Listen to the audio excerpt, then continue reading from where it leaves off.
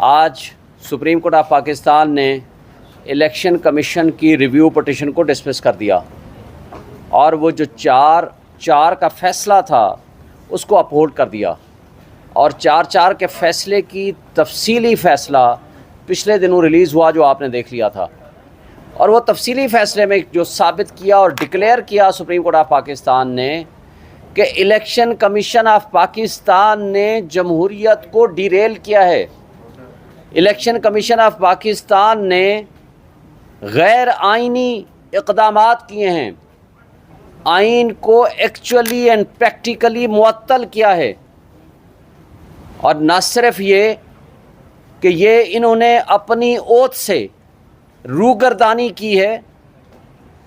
غیر آئینی اقدام اٹھایا ہے، غیر قانونی اقدام اٹھایا ہے، الیکشن کے سوا سب کام کر رہے ہیں، بلکہ توہین عدالت کے ساتھ ساتھ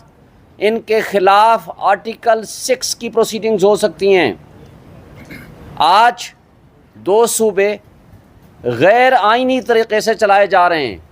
اور اس کے اندر ذمہ داری کا تعین سپریم کورٹ کچھ حد تک اور بلکہ میکسیمم حد تک الیکشن کمیشن آف پاکستان کو ذمہ دار ڈکلیئر کر چکے ہیں، اور اس کے ساتھ پچھلی جو فاشسٹ حکومت تھی شہباز شریف کی زیر قیادت، ان کی انوالومنٹ 100% اس میں ساتھ تھی۔ نہ صرف انہوں نے توہین عدالت کی فیصلوں کا مذاق اڑایا، عدالت کی ججمنٹ کی تضحیک کی، عدالتوں کو ججز کو تصویریں لگا کر ان کے دروازے پہ کنٹینر رکھ کے پی ڈی ایم کی جماعتوں نے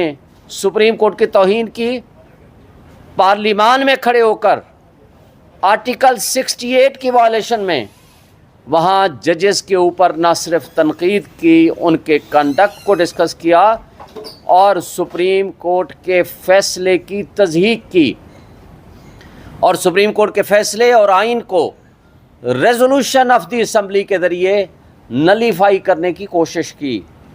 لیکن یہ سب کچھ آپ کے سامنے آ چکا ہے۔